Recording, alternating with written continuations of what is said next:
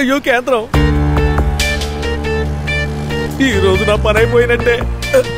ఏంటి ప్రాబ్లం? ఇప్పుడు ఎవరు వచ్చి నా గురించి అడిగినా నేను స్టాండ్ లో ఉండటం లేదని గట్టిగా చెప్పాయి. నువ్వు ఎక్కువ నన్నే పట్టుకుంటావా? ఇక్కడ రమేష్ అని అతను ఇప్పుడు ఈ స్టాండ్ లో ఉండటం లేదు. అవునా? మరి ఇంకే స్టాండ్ లో ఉంటాడు? అది అవును రమేష్, నువ్వు ఇప్పుడు ఏ స్టాండ్ లో ఉంటున్నావు? అయ్యో, నీ గొంతులో గేరు రాడ్డు కుక్క, నీ అమ్మ కడుపు మాడ, నేను చంపి గోతులో పాతేసి దాని మీద స్టాండ్ కట్టి అప్పుడు నడుపుతాను. ఆహా, రమేష్ ఇక్కడ దాక్కున్నావా? రారా మాట్లాడుకుందాం. సార్ మీకు దండం పెడతాను, దయచేసి నన్ను మాత్రం కొట్టకండి, నొప్పి పెడుతుంది సార్. కొట్టడమా? నేనా? నాకు తెలుసు మీరు మంత్రి హత్య కేసు విచారించడానికి ఢిల్లీ నుంచి వచ్చిన అధికారి అని. ఎవరు చెప్పారు? అది నేనే తెలుసుకున్నాను. కమిషనర్ ఆఫీస్ లో సుంగుడు గారు చెప్పారు మీరు ఎంక్వైరీ కోసం వచ్చారని. మారువేషంలో వచ్చారు కదా. తెలివైన వాడివే, కరెక్ట్ గా కనిపెట్టేసావే. రా, నీతో కొన్ని విషయాలు మాట్లాడాలి. రా. నన్ను వదిలేండి సార్. రా రమేష్. సార్ మీకు అన్ని ఓపెన్ గానే చెప్పేస్తాను, అన్ని నిజాలే చెప్తాను సార్. నాలాగా నిజం చెప్పేవాళ్ళు ఈ 2 రాష్ట్రాల్లో ఉండరు. మరేంటి ప్రాబ్లం? అయ్యో, నిజంగా నేను నిజం చెప్పినా అందరూ అబద్ధమే చెప్తాను అనుకుంటారు. చూడు, నాకు తెలియాల్సింది డాక్టర్ అజయ్ గురించి. మళ్ళీ అక్కడికే వచ్చారు, కావాలంటే నన్ను చంపేయండి. మొదటిసారి మీరు ఒక చోట కలిశారు, ఆ చోటుకి మన ఇద్దరం వెళ్ళాలి. చూడు, డాక్టర్ అజయ్ గురించి నీకు తెలిసిన విషయాలన్నీ దాచకుండా నాతో చెప్పాలి, ఓకే? 4 నెలల క్రితం డాక్టర్ అజయ్ని కలిశాను, ఇదిగో ఇదే స్టేషన్లో. చూసుకొని సారీ.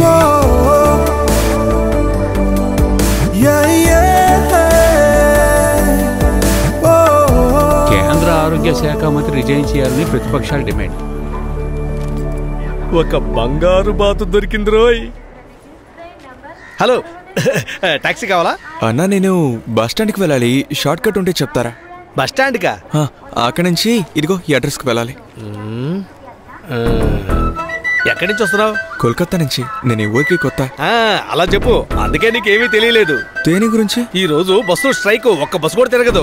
అయ్యో, ఇప్పుడు ఏం చేయాలి? టాక్సీలు కూడా దొరకవు. ఓ పని చెయ్యి, నాకు ఒక 1000 ఇవ్వు, నేను తీసుకెళ్తాను. అంత అవుతుందా? నేను చెప్పానుగా టాక్సీలు దొరకవని. నేను కాబట్టి 1000 అడిగాను, మిగతా వాళ్ళైతే 1500 అడుగుతారు. వదిలేండి, మీతోనే వస్తాను. నిజం చెప్తే ఈ రోజుల్లో ఇంత డబ్బు ఎక్కడ సంపాదించగలం? సార్, ఆ బండి ఎక్కడం నిజంగా మీ అదృష్టం. ఆ బండి అంత ఈజీగా దొరకదు సార్.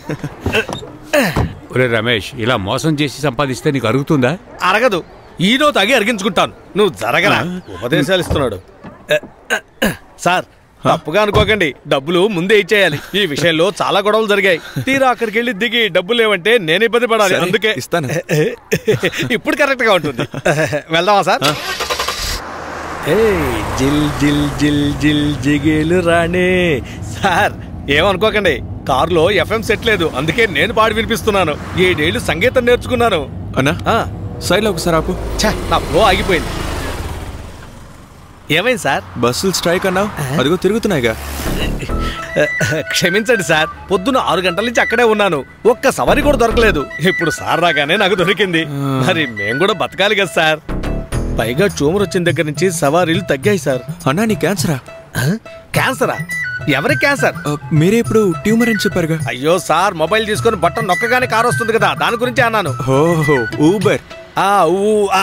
ఏదో ఒకటి లేండి సార్, అది వచ్చిన దగ్గర నుంచి మాకు అసలు గిరాకీలే లేవు. అవి రాకముందు మీ టాక్సీ మీటర్లు బాగా స్పీడ్ గా తిరిగాయి కదా, అందుకే అందరూ వదిలేసారు. అది అప్పుడు. ఇప్పుడు మేము మంచి వాళ్ళుగా మారిపోయాం సార్. పోనీ పోనీ, నేను చూస్తే తెలియట్లా. వెళ్దామా? సరే. గోల్మాల్ గోల్మాల్ గోల్మాల్. వచ్చేసా సార్. సార్ సార్, వెయిట్ చేయాలా? అరే వద్దనా. వద్దు వద్దు, తిరిగి వెళ్ళేటప్పుడు సగం ఏమంటే చాలు, మీకు పుణ్యం ఉంటుంది సార్. అబ్బే వదిలేండి.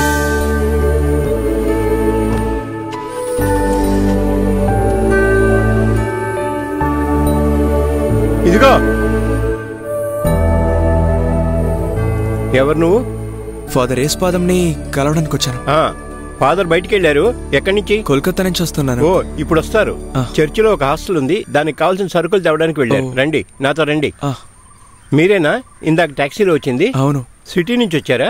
లేదు, రైల్వే స్టేషన్ నుంచి. ఎంత అడిగాడు? 1000 రూపాయలు. అయ్యో, పచ్చి మోసం. 200 300 అంతే. అయ్యో, ఈ ఊరికి ఫస్ట్ టైం వచ్చారా? ఇంత అమాయకంగా ఉంటే అసలు బతకలేరు. కొంచెం హుషారుగా ఉండాలి. అదిగో ఫాదర్ వచ్చేసారు.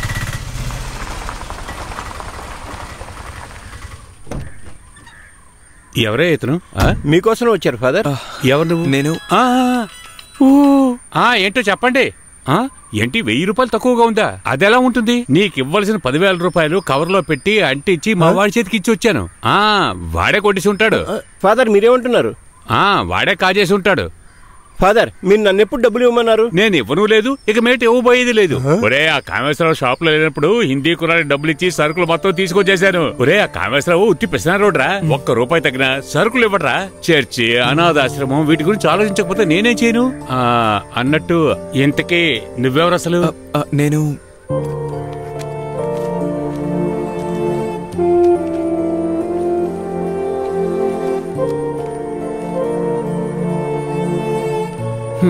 మదర్ తెరిసా ఆర్ఫనేజ్, కలకత్తా నుంచి వస్తున్నావా? అవును. డాక్టర్ అజయ్. ఏంటయ్యా నువ్వు పనిచేయడానికి హాస్పిటల్ కలకత్తాలో లేదా? అదేం కాదు. మరే హౌస్ సర్జన్ పూర్తి చేయగానే ఇక్కడికి వచ్చి పని చేయాలన్నదే నా ఆశ. మా అమ్మా నాన్నల ఊరిది. వాళ్ళు ఇప్పుడు ఎక్కడా? వాళ్ళు ఇప్పుడు లేరు. కొంతకాలం క్రితం ఒక యాక్సిడెంట్ లో. అంటే నేను ఇక్కడ నీకు ఒక జాబ్ ఇప్పించాలి. ఇక్కడున్న చర్చి కంట్రోల్లో చాలా హాస్పిటల్స్ ఉన్నాయి. నేను అక్కడికి వెళ్తే ఒక టాబ్లెట్ కూడా నాకు ఊరికే ఇవ్వరు. వాళ్ళ దృష్టిలో నా పనులన్నీ అవుట్ డేటెడ్. నాకు ఇక్కడ తెలిసిన వాళ్ళంటూ ఎవరు లేరు. ఫాదర్ మీరే నాకు సాయం చేయాలి. ఏదైనా ప్రైవేట్ అయినా పర్వాలేదు. ఇక్కడికి ఎంతో మంది వస్తుంటారు కదా. ఒకే ఛాన్స్ ఉంది, కన్ఫర్మ్ కాదు, వెయిట్ చేయాలి. Okay father, thank you. నేను వెయిట్ చేస్తాను. నువ్వు డాక్టర్ కదా? అవును. డాక్టర్ గా చేయాల్సిన పని ఒకటి ఉంది. ఇలా రా. నువ్వేంటి తమాషా చూస్తున్నావు? పట్టు. తీసుకెళ్లి వంటగదిలో పెట్టే. అలాగే. మేము తీసుకురావాలంటే ముసలాళ్ళం కదా, తెల్లారిపోతుంది. ఓ అద్భుతం. ఏంటి అద్భుతం? నువ్వు మామూలుగా వెళ్దాం అనుకుంటున్నావా? ఇది త్వరగా వెళ్ళు. తిని కూర్చొని ఒళ్ళు పెంచుతున్నాడు. అప్పుడప్పుడు ఇలాంటి పనులు చేస్తే కదా. ఏం డాక్టర్, కష్టంగా ఉందా? అబ్బే లేదు ఫాదర్, సంతోషంగానే ఉంది. నేను ఇలాంటి చోటే పెరిగాను. రే తొందరగా కానివరా, స్కూల్ నుంచి పిల్లలు వచ్చే టైం అయింది. త్వరగా కానీ అవుతుంది. అరే తొందరగా వచ్చారే. డాక్టర్ చేతులు కడుక్కొని చర్చికి రండి. భద్రసనా వచ్చిందెవరు? ఆ కారులో వచ్చిందా మాళవిక మేడం గారు. ఈ అనాథాశ్రమం ఇంత బాగా నడుస్తుందంటే ఆవిడే కారణం. చాలా మంచి మనిషి. అవునా?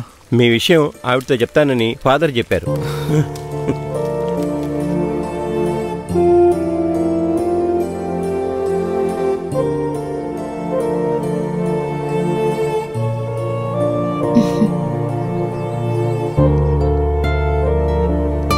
మీరు చెప్పింది ఇతని గురించేనా? అజయ్. డాక్టర్ అయ్యాక ఏం స్పెషలైజేషన్ చేయాలని నీ ఉద్దేశం? నీ మనసులో మాట చెప్పు. కార్డియాలజీ. బయోడేటా తీసుకొచ్చావా? తెచ్చాను.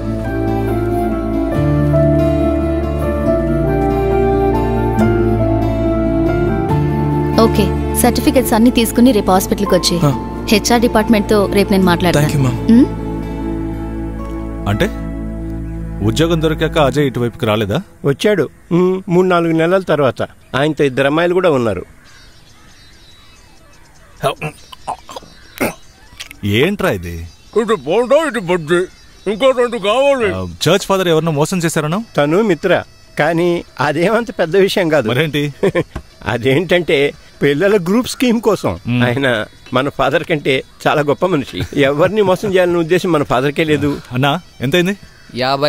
ఇవ్వద్దు, అది పెద్ద మోసం. నేనుండగా తొందర ఎందుకు? నా దగ్గర డబ్బులు లేవు. మరేంటి? నాకు ఇంకా 4 ఎగ్ బజ్జీలు కావాలి. ఇంకా 4? అవి చాలు. సరే, నువ్వు వస్తున్నావా లేదా? అరే ముట్టుకోవద్దు. కీ తీసుకున్నారా? అది పొట్ట చెరువా? కావాలంటే నువ్వు తీసుకో, దిష్టి పెట్టకో. సార్ ఇది నా బండి. ఎక్కడికి తీసుకెళ్తున్నారు? ఆ బండి ఎక్కడికి తీసుకెళ్తున్నారు చెప్పండి. ఇది నా బండి, అడగకుండా తీసుకెళ్తారేంటి? ఇందాక నువ్వు థామస్ చెప్పింది వినలేదా? ఏంటి? డాక్టర్ అజయ్ ఇక్కడికి చాలా సార్లు వచ్చాడు. అయితే అది అమ్మాయిలతో. అది తెలుసుకోవద్దా? అసలు వాళ్ళు ఎవ్వరు, అందంగా ఉంటారా లేదా అని.